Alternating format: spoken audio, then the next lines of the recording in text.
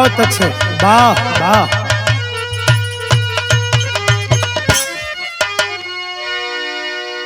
अरे सवरिया रे गोइया ओ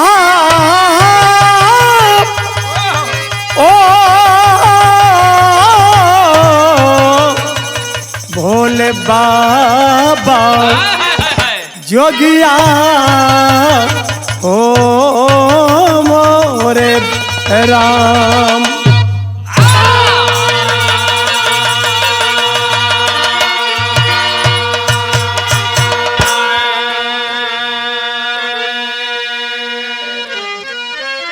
वाह, एक ऐसे संत, एक ऐसे महापुरुष की विरह मैं सुनाने जा रहा हूँ। हम बाल चरण यादव एवं साथी हरिओम स्टूडियो आजमगढ़, इस स्टूडियो के माध्यम से ये विरह मौनी बाबा का प्रस्तुत करने जा रहा हूँ। आशा ही नहीं, पूर्ण विश्वास है कि आप सब लोग जरूर पसंद करेंगे। 4 लाइन भूमिका में कहना है। कैसे मास्टर?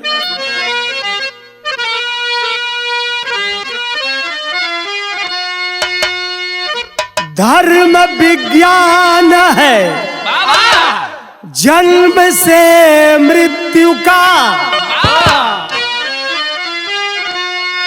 पूरे जीवन का सच्चा अनुष्ठान है। वीर विक्रम प्रदर्शन है पुरुषार्थ का, जन्म जन्मांतरों का प्रतिज्ञान है। संत अवतार लेते रहे हैं यहाँ, मार्गदर्शन सिखाना है सद्भावना। कभी महेंद्र कठिन साधना की डगर, ये प्रकृति और पुरुष की है प्रस्तावना।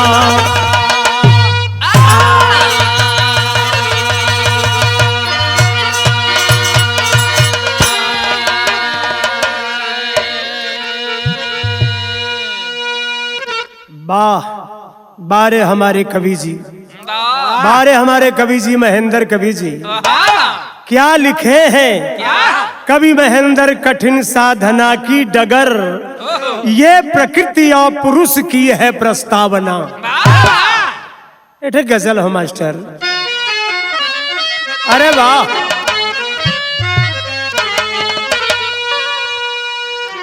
न कलियां ही खिलती न गुल मुस्कुराते, न कलियां ही खिलती न गुल मुस्कुराते, अगर बाग हस्ती का मालिक न होता।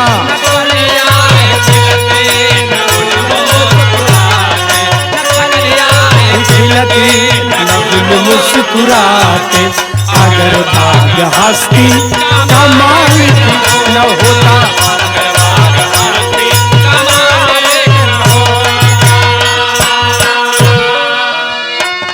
न कलियां ही खिलती न गुल मुस्कुराते,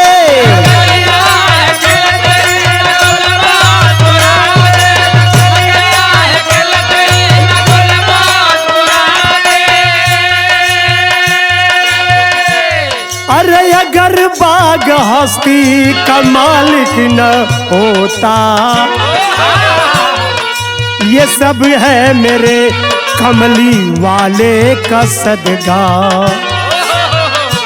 ये सब है मेरे कमली वाले का सदका। मुहम्मद न होते तो कुछ भी न होता।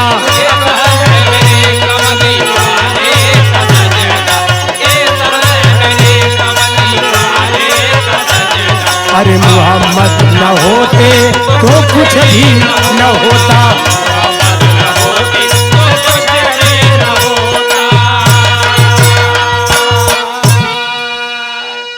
लेकिन विरहा में कवि जी भाव लिखे हैं, क्या लिखे हैं? अरे मोहब्बत की धारा, अरे मोहब्बत की धारा में बहती खुदाई, अरे मोहब्बत की धारा में बहती खुदाई, मोहब्बत न होती तो सृष्टि न होती।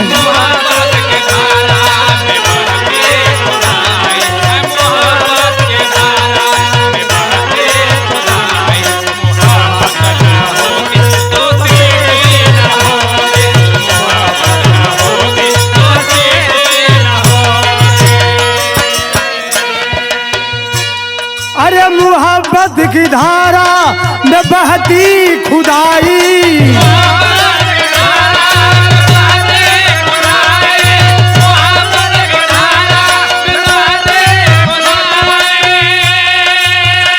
अरे मोहब्बत न होती तो सृष्टि न होती।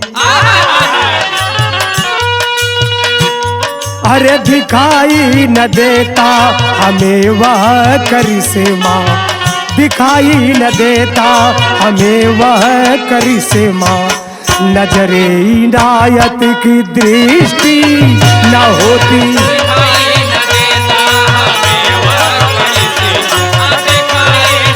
जियो, क्या बात है?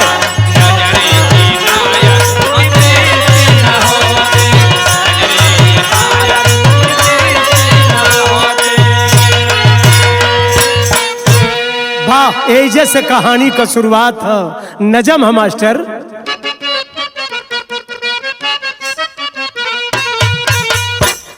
अदृश्य प्रेम ऊर्जा से संसार बना है, उसी की मौज से सरायाकार बना है। अरे संतों का योग साधना विज्ञान बन गया, रमने वाला परमात्मा भगवान बन गया। गाथा कहूँ उस काल की, भारत गुलाम था, लंदन से चल रहा था शासन का काम था। भारत नेपाल सीमा पर जंगल घना रहा, उसी में त्यागी बाबा का आश्रम बना रहा। आश्रम में बाबा क्रांति की मसाल जलाए, आश्रम में बाबा क्रांति की मसाल जलाए। आजादी Hame chahiye जनता को जगाए, आजादी हमें चाहिए जनता को जगाए, आजादी हमें चाहिए जनता को जगाए। वाह, देश गुलाम था, भारत माता गुलामी की बेड़ी में जकड़ी हुई करा रही थी। उसी समय भारत और नेपाल के बॉर्डर पर एक बहुत बड़ा जंगल है, घनेरा जंगल है, और उसी जंगल में एक सिद्ध पुरुष त्यागी बाबा रहते थे। और बाबा तो थे लेकिन क्रांतिकारियों के लिए काम करते थे। देश के क्रांतिकारियों को जगाना उनका यही मिशन था।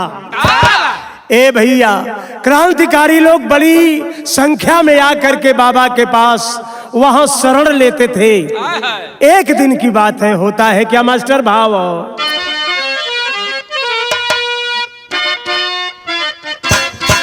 बहुत अच्छे, क्या बात है।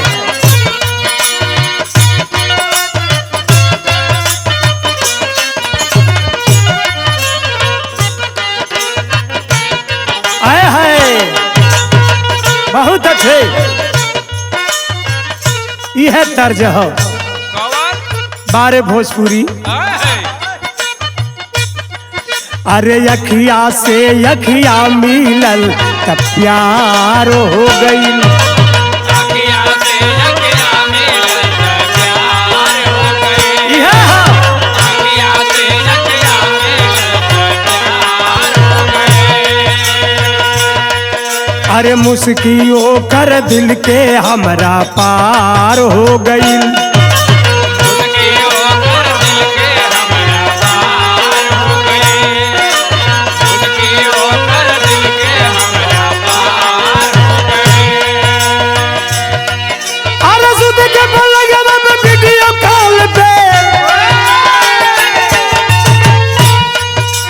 सुती के पलंग पे वीडियो कॉल पे लागल रहले। एगो पगली एगो पगली हमरा प्यार में पागल रहले।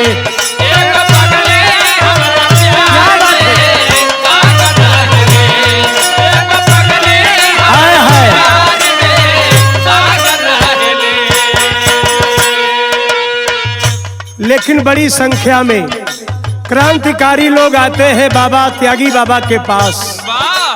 बाबा कहते हैं, क्या कहते हैं? अरे सूली के सिंहासन से हम प्यार करेंगे, सूली के सिंहासन से हम प्यार करेंगे, सूली के सिंहासन से हम प्यार करेंगे। अरे हंसते गाते फांसी से सिंगार करेंगे,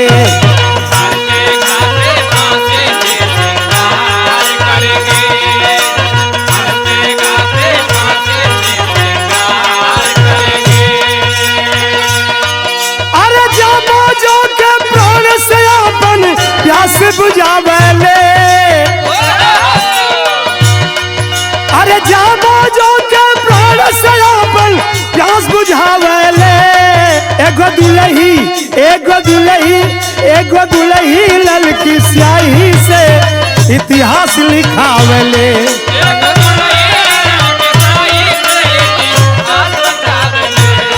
वाह वाह जियो।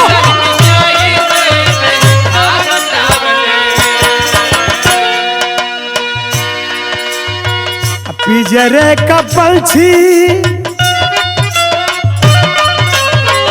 पिंजरे का पंछी हरदम चाहे लाया जाती।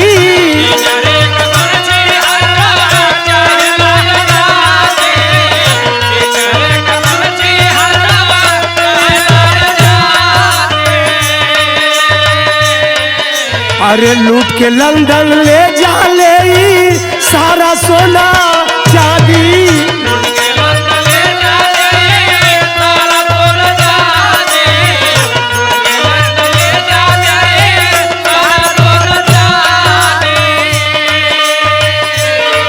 अरे हमारे ही धन दौलत से,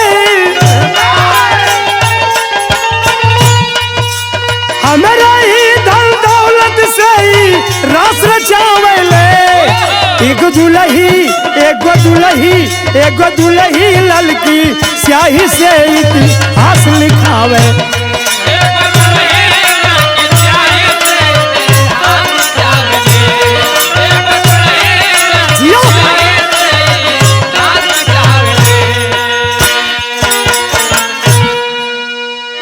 ए भैया त्यागी बाबा इसी अंदाज में अपने देश की जनता को जगाते थे।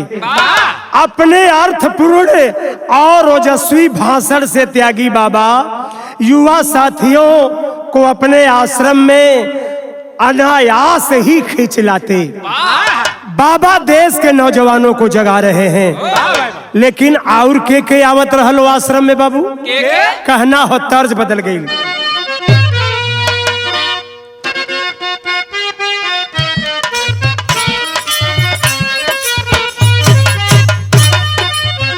वह गीत है बड़ी मजेदार है। कैसे है देवराज भैया? अरे टिकुल ले आईला ये पियावा टिकावा ले आईला।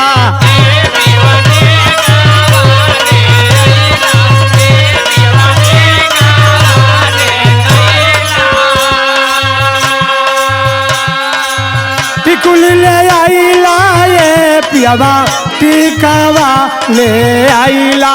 ए पियावा टिकावा ले आईला। ओह जियो।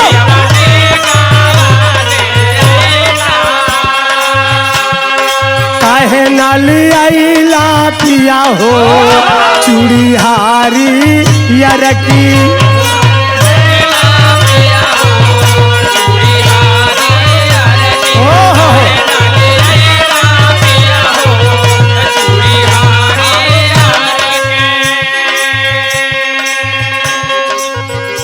त तर्ज ह। वो दुल्हन बेचारी मंगले रहल कि सब कुछ लीला चूड़ी हरियर की ना लीला, लेकिन अवे बिरहा में कवि जी लिखले हो का लिखले हुवन, जवाहर लाल आवे बाबू हो लाल बहादुर आवे,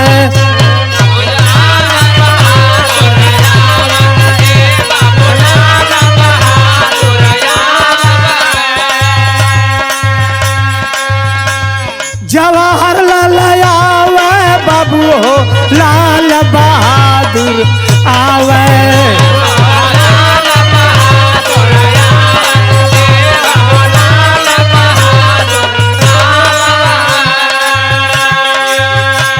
अरे लाला साथ बाबू आके सीख भाजनिया,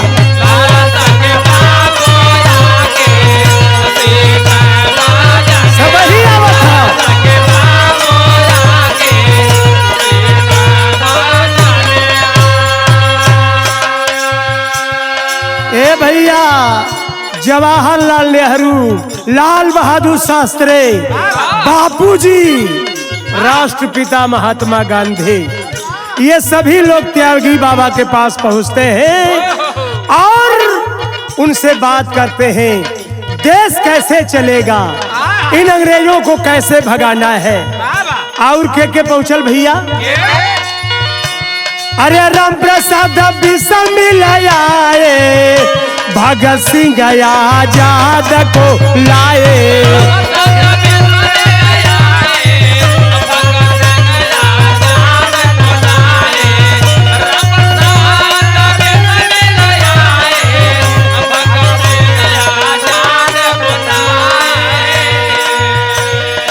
अरे वही जो राम प्रसाद बिस्मिल भगत सिंह को लेकर के पहुंचते हैं बॉर्डर पर, भारत नेपाल के बॉर्डर पर त्यागी बाबा के पास। लोग जानत हुआ कि त्यागी बाबा बाबा हुआ, लेकिन वो बाबा ना रहो, बड़का बाबा हुआ, माला भी फेरत हुआ, क्रांति का अलख भी जगावत हुआ, सब लोग जात हुआ, उनसे हुनर सीखत हुआ। और के रहल गल भैया, खुदीराम आवे बाबू हो सुभाष जी भी आवे,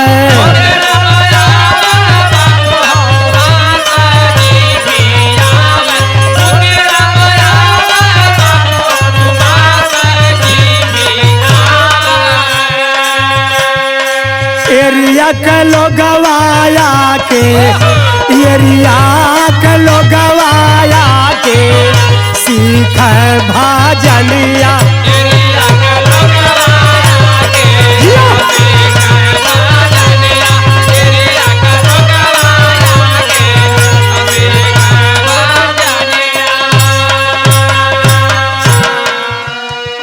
ए बाबू खुदीराम बोस, सुभाष जी, तमाम क्रांतिकारी वहां पहुंचते हैं।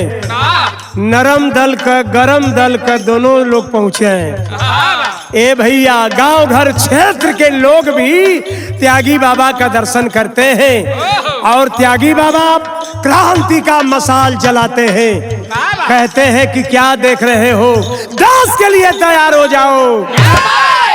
तर्ज बदल गिल मास्टर, कवन गीत है भैया,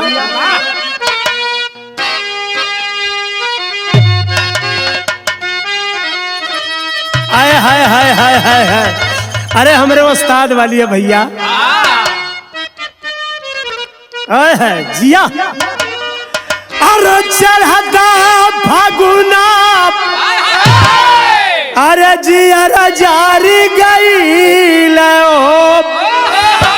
अमर सजना सनैया बिसारी गई हो,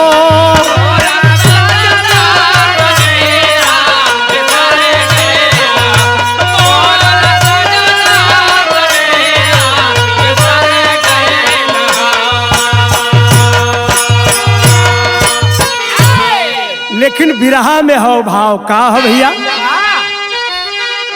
अरे त्यागी बाबा बागिया, त्यागी बाबा बागिया, अरे लगाई दे हल हो, अरे लगाई दे हल हो, भांति भांति का सुमना गमकाई देहल हो।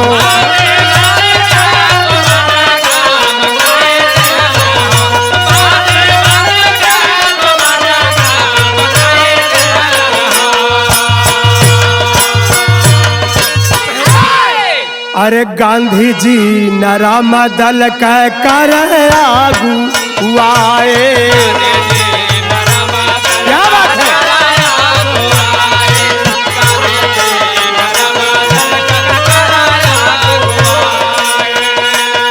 अरे नेताजी सुभाष थे गरम दल के भाई।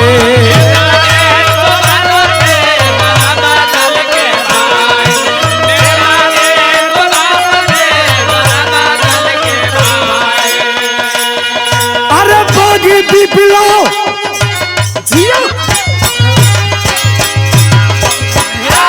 अरे बागी बिपिलो बिगुल के बजाई दे हला हो। अरे बजाई दे हला हो। अरे भांति भांति का सुमना गमकाई दे हला हो।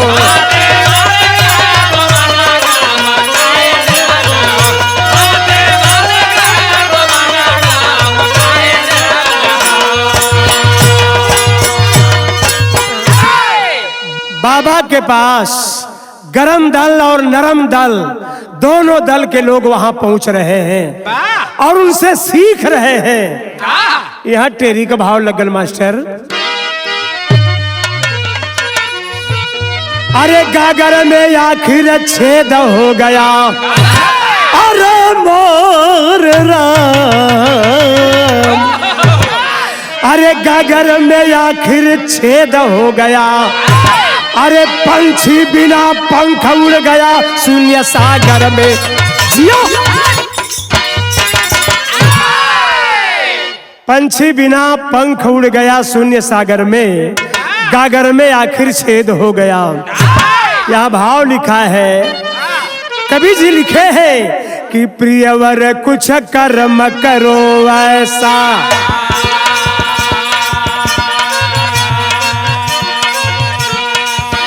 प्रियवर कुछ कर्म करो ऐसा। फिर मानुष देह मिला न मिला। गुण दोष आधारित जीवन है। फिर ऐसा फूल खिला न खिला। प्रारब्ध या संचित कर्मों से अरे जीवन मिलता है अगिला। क्रियमाण कर्म पुरसारथ से। क्रियमाण कर्म पुरसारथ से जीवन संवरण करे लीला।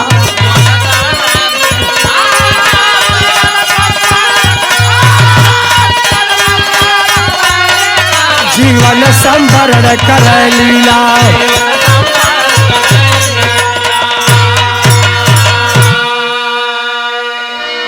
वाह, जीवन संवरण करे लीला।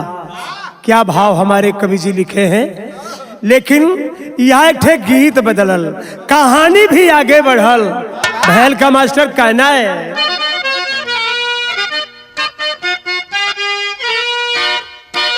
ओहो ये हमारे उस्ताद रामदेव उस्ताद के जवानी वाली है। कलेजा का बल लगला हो मास्टर। कैसे के पिया परदेसिया, पिया परदेसिया नभावा नभा।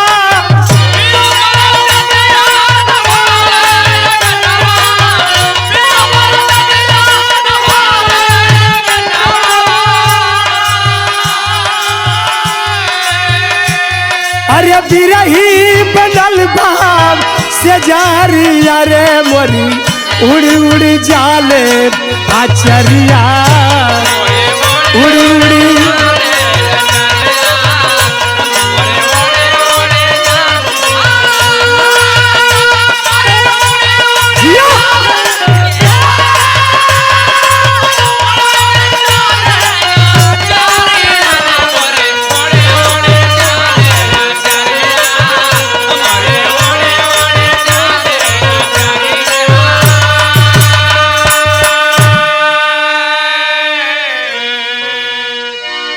पीछे का कहानी पीछे छूटल।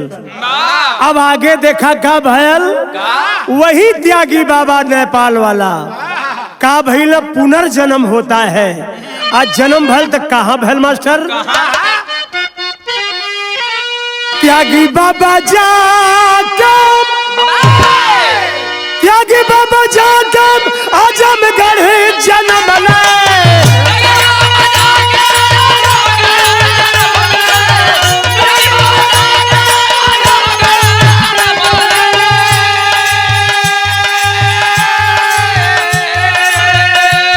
अरे गौआ जगदीशपुर बोनारिया हो बजे गोकुला में बसुरिया, बजे गोकुला में बसुरिया।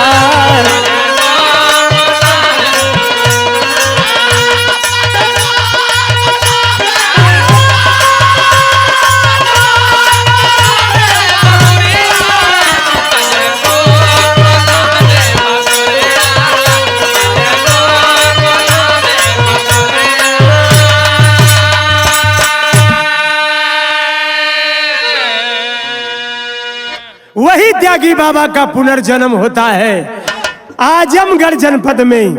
आजमगढ़ जनपद में गांव जगदीशपुर बोंगरिया के पास में जन्म भैल बाजल गोकुला में बसुरिया। तो का भैल, माता का क्या नाम रहल, पिताजी का क्या नाम रहल? अरे गुलजार पंचम पांडे के यगनवा। अरे देवता उड़ावल सुरभित सुमनवा।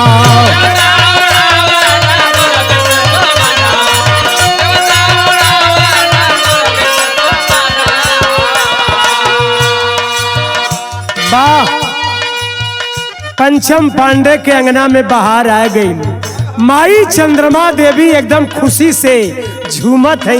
आया है हमरे गोदी में एक बेटा पैदा हो गई ना, और उनकर नाम का रखल गल कंवलधारी। और भैल का मास्टर कैसे कहना है? अरे मंगल गीत गावन लिजुट गए पड़ोसा।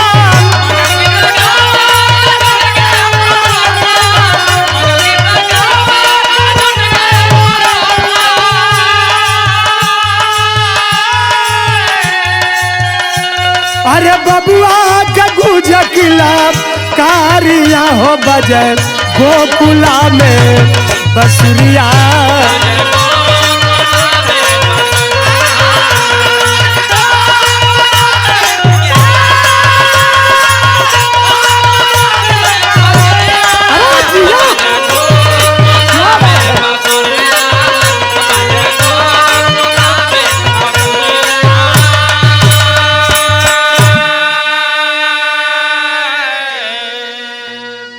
कंवलधारी पैदा भइल, बड़ी खुशी भइल, बधाई बजल। कुछ दिन के बाद जौन हो भगवान यही तरह एक भाई और दहला, जेकर नाम रहल राम नवल। दुई बहन रहली, एक बसंता रहली छोटकी बहन और जगवंता रहली। ता ई त परिवार रहल, लेकिन आगे का भैल भैया तर्ज हो यह बदली।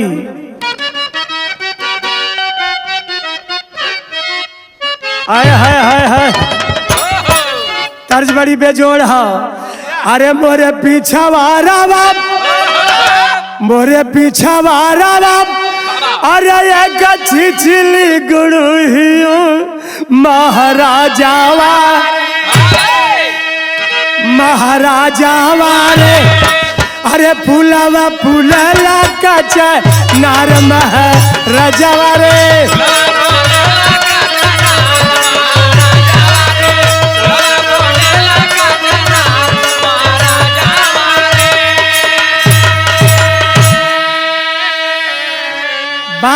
बार मदन यही तरह कहना है कैसे? अरे दिनवा दिवा कर रश्मि, अरे चुमली चरणवा रतिया चाना। अरे रतिया चानवा हो, अरे बरसलया मृत का धार रतिया चनवा हो।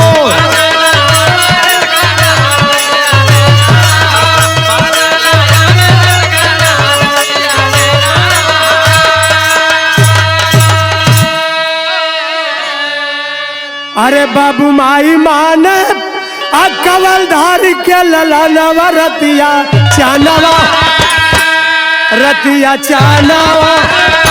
अरे गफलत में पूरा परिवार रतिया चोनो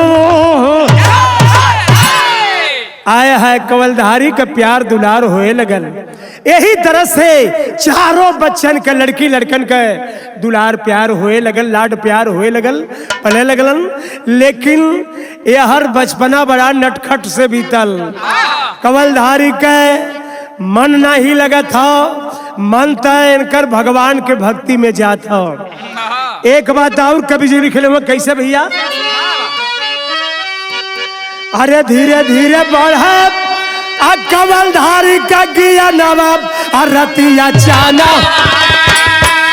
अरे रतिया चाना अरे दुनिया करले मानुहार रतिया चनवा हो।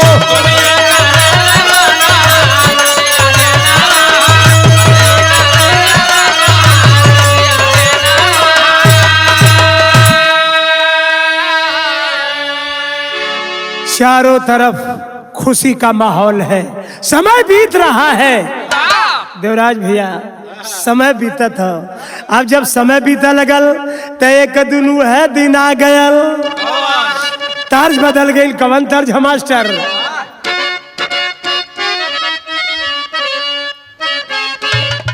हाय हाय हाय हाय। अरे बादलों के साए में, अरे बादल के साए में, अरे चाँद को बुसरो।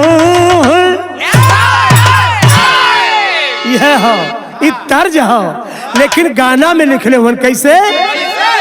अरे जिंदगी के सागर में, बारे हमरे कवि जी जिंदगी के सागर में क्या लिखे हैं? अरे जिंदगी के सागर में, अरे कोई ना किनारा है।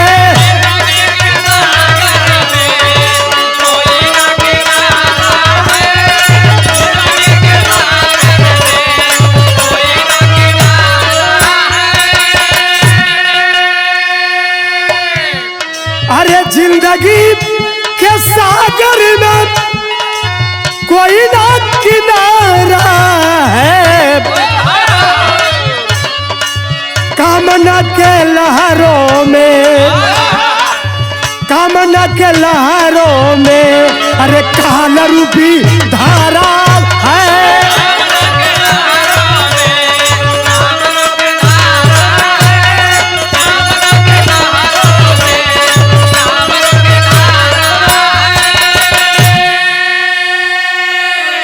अरे भैया लो कवि जी इतना ना एक बात और लिखले हुआ, यो लैनिया गठिया वाला के खूंट में गठिया वाला का लिखले हुआ?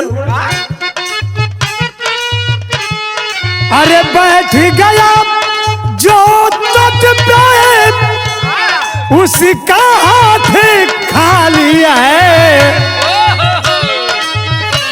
अरे डूब गया जो जल में, डूब गया जो जल में, ओ पाया रत्न सारा है।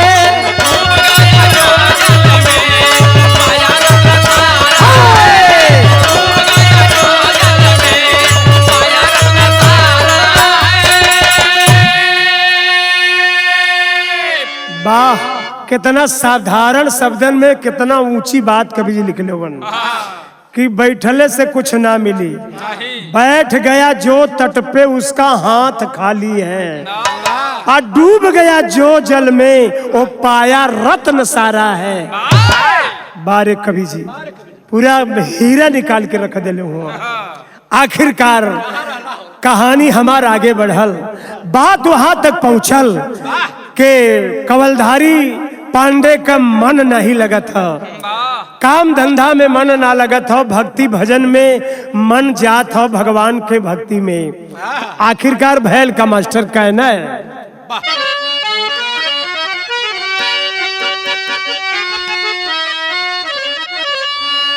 अरे धीरे धीरे बीतल, अरे धीरे धीरे बीतल अब बचपन प्यारा जगल सितारा बा। अरे जाने कब यौवन कर दिया इशारा जगल सितारा।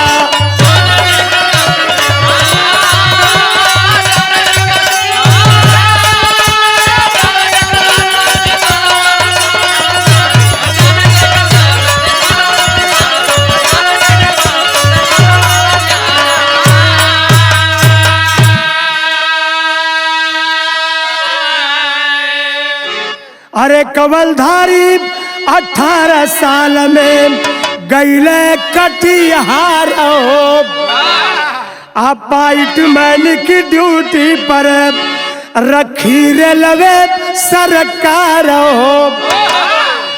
अरे एक वर्ष में भीतर कोई पुकारा आ जगल सितारा बा। खानदान परिवार से किए किनारा जगल सितारा बा। बतौली ना कि भक्ति में मन लगल हो, काम धंधा में मन नहीं हो, लेकिन फिर भी पढ़ लिख के 18 साल का जब उम्र भइल है तो गईला कहाँ? कटिहार। कटिहार में गईला रेलवे में पाइट मैन का नौकरी पा गईला। नौकरी करे लगलन, 1 साल तक नौकरी कैला, लेकिन वहां भी नौकरी में मन नहीं लगता। नौकरी में मन नहीं लगता, नौकरी छोड़ देना, इस्तीफा दे देना। आ इस्तीफा दे के कब अइला, कहाँ अइला भैया? कैसे?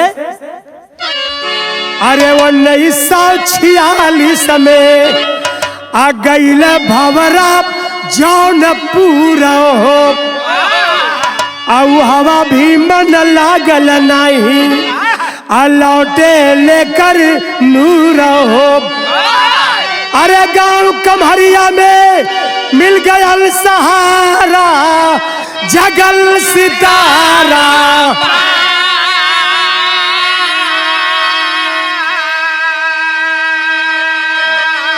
अरे शिव मंदिर में होवे लागल गुजारा जगल सितारा।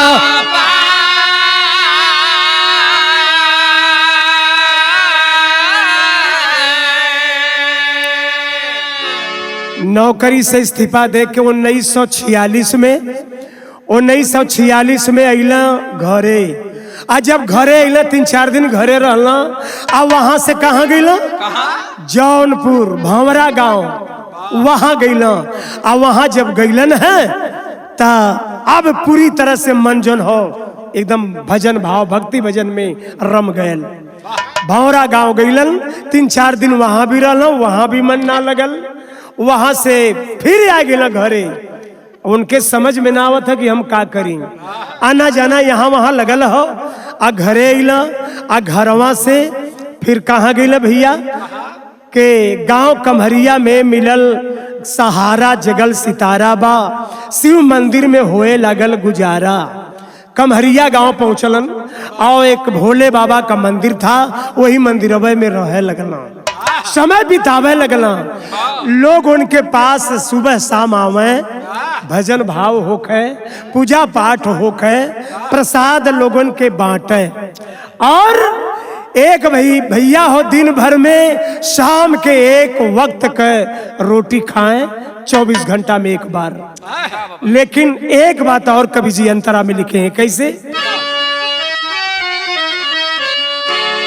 अरे बाबा वहां दिखावे लगल अनूतन चमत्कार हो। अब विवादित भू पर हनुमान मंदिर कैले तैयार।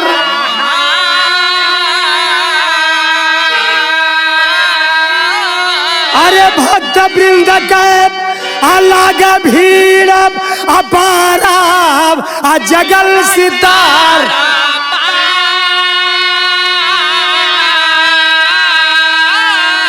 अरे चौतरफा गूंजे लागल जयकारा जगल सितारा।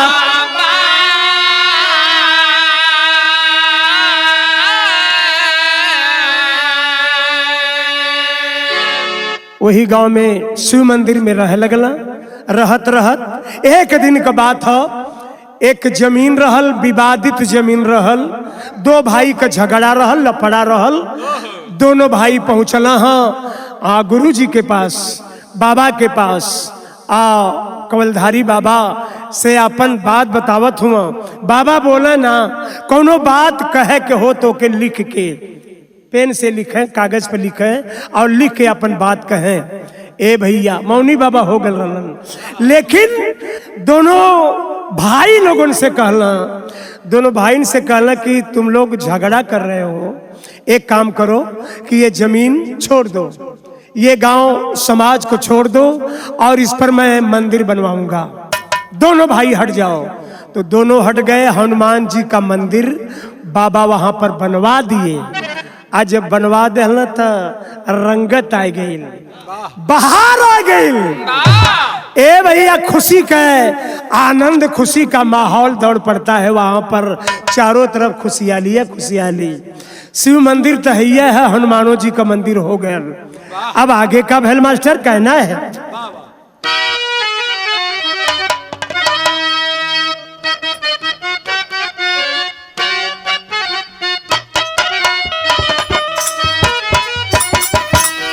ए भैया वही जय बाबा आसन लगा के बैठल हुआ अपन तप में ध्यान लगौले हुवन। एक सूखा पेड़ हो आ सूखा पेड़ के पास में बैठ के जो न अपन ध्यान लगौले हुआ, भगवान के भक्ति में लीन हुआ। आ तबले 9 दिन का बदरी भारी बारिश होए लगल, जेके झकड़ी कहला, झटरी कहला हो। आए हरिया जौनपुर में नौगरहिया बोला। ए भैया 9 दिन का झटरी शुरू हो गई। इतना पानी बरसल, ऐसा तूफान आयल, बाबा भीजत हो वही सुखैले पेड़ के नीचे। गांव के लोग कहले बाबा उठा, चला उठा तो क्या हम बढ़िया जगह बैठा दें। बाबा जाए से इनकार कर दिल, कहल ना, जब तक पेड़ में हरी पत्ती ना आई तब तक यहाँ से उठ के जाब ना। ए भैया लोग सोचला कि नहीं मनी है, उठा के इनके कहीं सूखा स्थान पर रख देवल जाए, छाव में रख देवल जाए। कई लोग मिल के बाबा के उठावे लगल, लेकिन बारे बाबा का चमत्कार, बाबा टस से मस ना भइला, हिलला ना। तब लोग बाबा के चमत्कार के धीरे धीरे समझे लगल कि ना वाकई कोई संत है। अब उनकर चर्चा धीरे धीरे फैले लगल। आज जब फैले लगल भैया तैयार जौन पानी बरसा था, यार धीरे धीरे सुखैले पेड़ में पत्ती आवे लगल। आ जब पत्ती आवे लगल तो चारों तरफ तहलका मच गल। एक दिन का बात है भैया कि भगवान दर्शन देहला, मुरली वाले कृष्ण कन्हैया बांसुरी बजाए के आए गईला। कहला ऊपर जब देखला तो भगवान के देखला, कहला कि आए हाय हाय हाय, आए हाय रे मुरली वाले, आज मैं धन्य हो गया, आपका दर्शन मिल गया। यह कहत हुआ। आ तबले गौवा का एक ठे रहला दुखी यादव, दुखी यादव आए गईला। वही मौका पर जहाँ भगवान से बातचीत करत रहना, कवलधारी बाबा देख लेना तो कहला अच्छा देख लेना तो तहु दर्शन कहला। देखत हुआ ना क्या हो, भगवान हुआ, मुरली वाले कन्हैया हुआ, लेकिन दर्शन कहला केहू से ही बात बतैया मत, कहला कि बतैया मत। यह आल्हा का भाव हो भैल का मास्टर।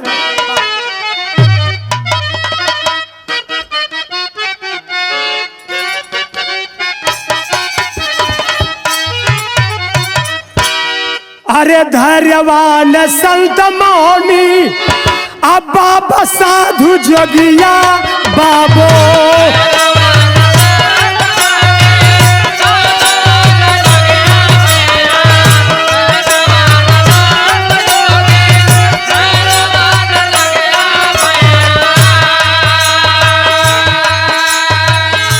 पिछले जन्म से लेके अवसाद ज्ञान, पिछले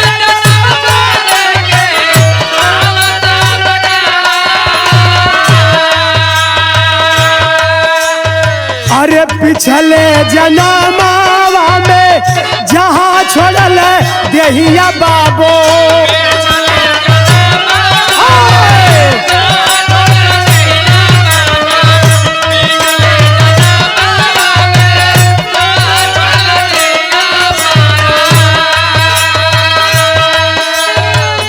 अगले जन्म में करे वहां से प्रस्थान।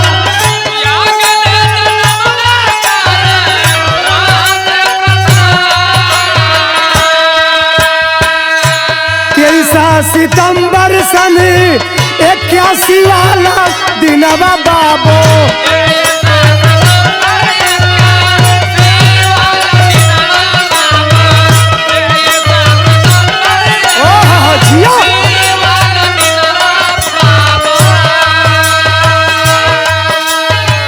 जल समाधि बाबा काशीदार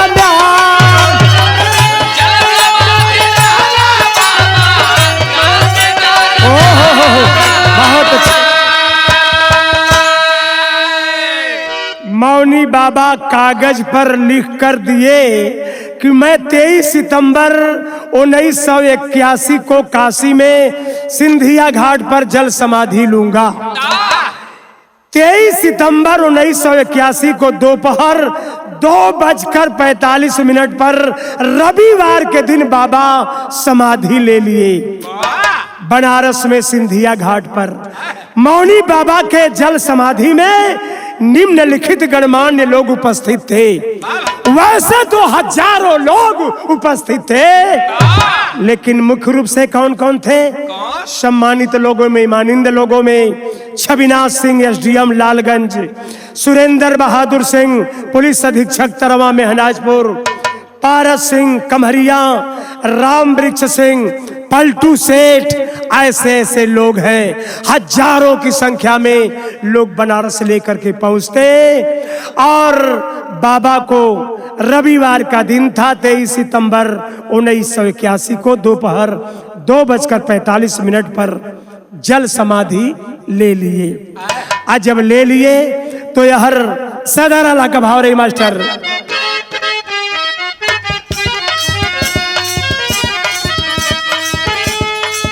हमारा कृतिया तोहार मौनी बाबा।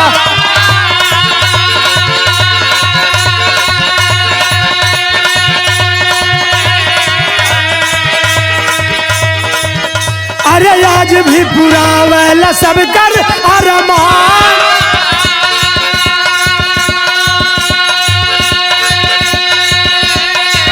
अरे बनल बा कमहरिया में पावना समाधि।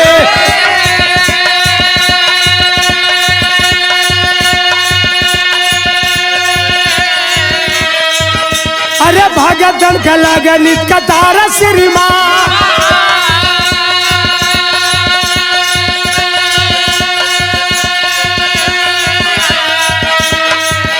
अरे दुखी समुदाय जो बाबा के शरण आवे।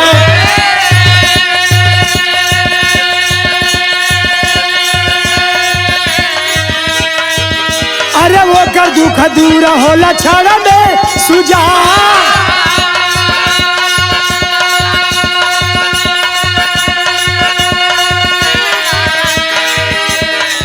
ए भैया, मौनी बाबा का समाधि कमहरिया में आके बनल।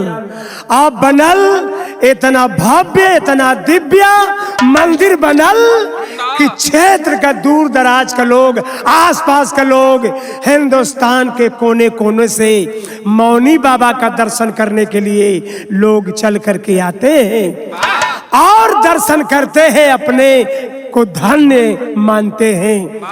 ए भैया, दर्शनवा कर बदे एठे यही गाजीपुर जनपद का के पहुंचलो भैया, सदर में हो। कैसे भैया?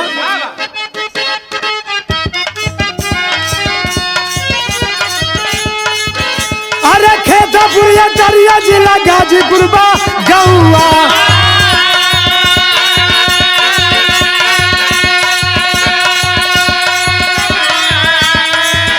अरे शिवा शरण याद हवन का इंसान।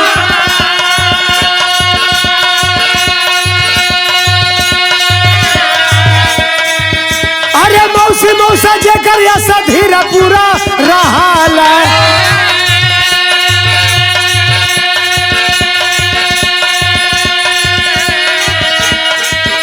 अरे शंकर यादव चंद्रमासी देवी का मकान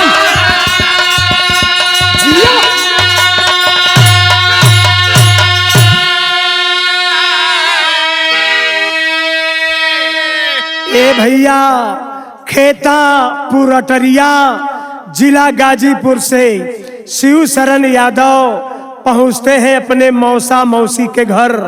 असधीरपुर में उनका घर था।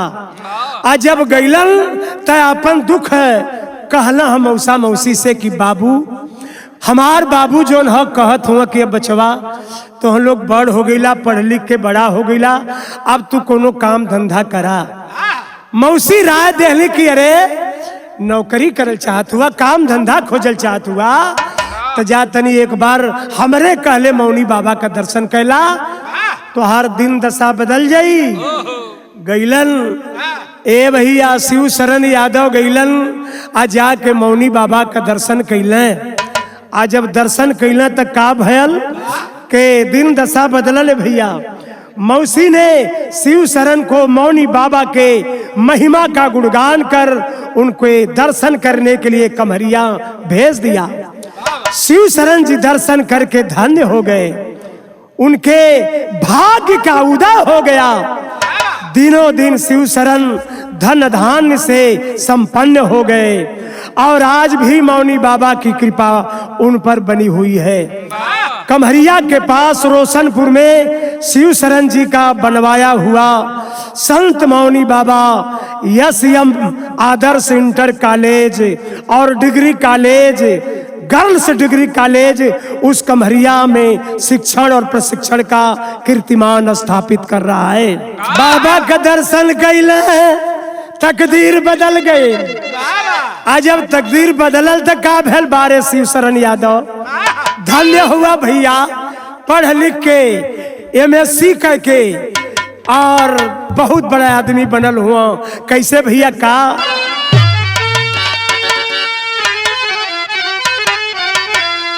अरे शिव शरण यादव का चमकल किस्मतिया जेकर हाका मुरली वाला हो जीवन का रथिया।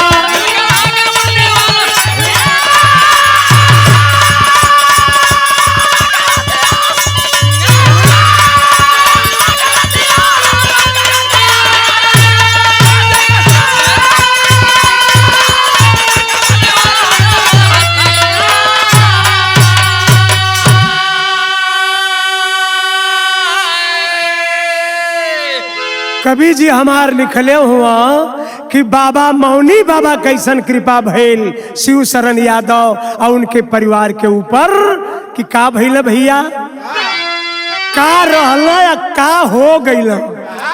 तो का लिखे है कि शिव शरण एसएससी कई के एमडी बन गइल, अब भाई बंधु मेहनत से चमन के सजवल है।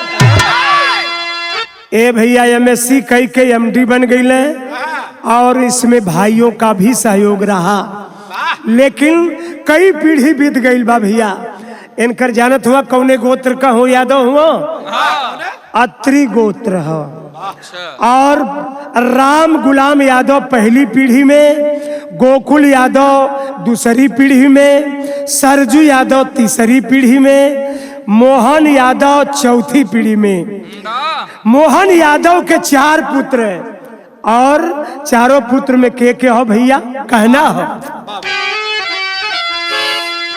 अरे शिव शरण प्रबंधक अब बन के गरिमा बढ़ाए।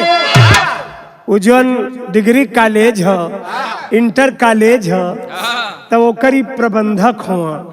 और के का हो भैया, अरे शिव शरण प्रबंधक बन के गरिमा बढ़ाए। अरे डॉक्टर ओम प्रकाश को वह प्रिंसिपल बनवाए।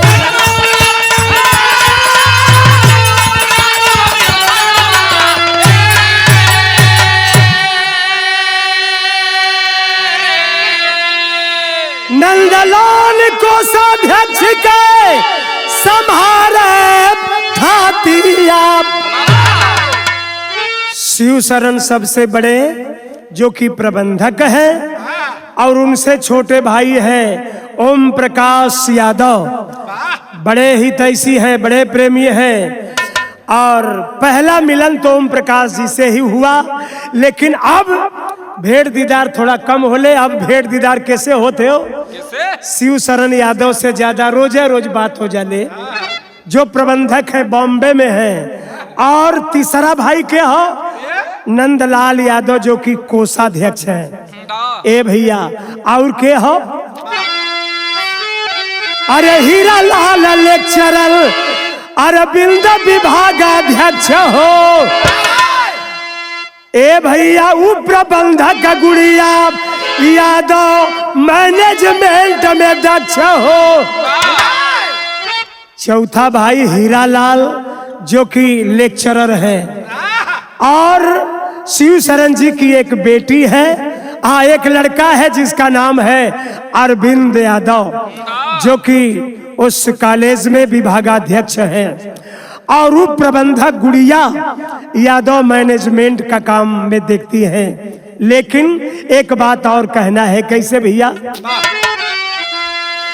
अरे प्रोफेसर शशि यादव पढ़ावे गृह विज्ञान हो। अरे बाबू रोहित यादव का मधुर बाजबान।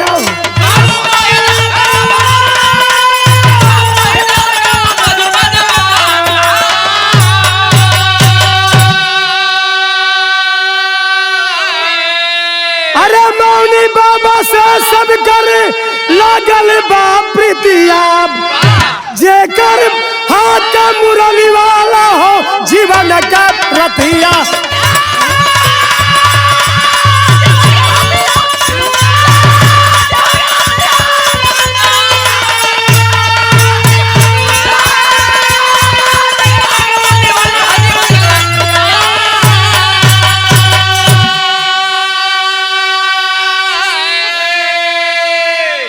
ए भैया विद्यालय में पिंकी यादव वो भी शिक्षा में अपना कीर्तिमान स्थापित कर रहे हैं। आदर्श यादव तो चिराग बाड़े।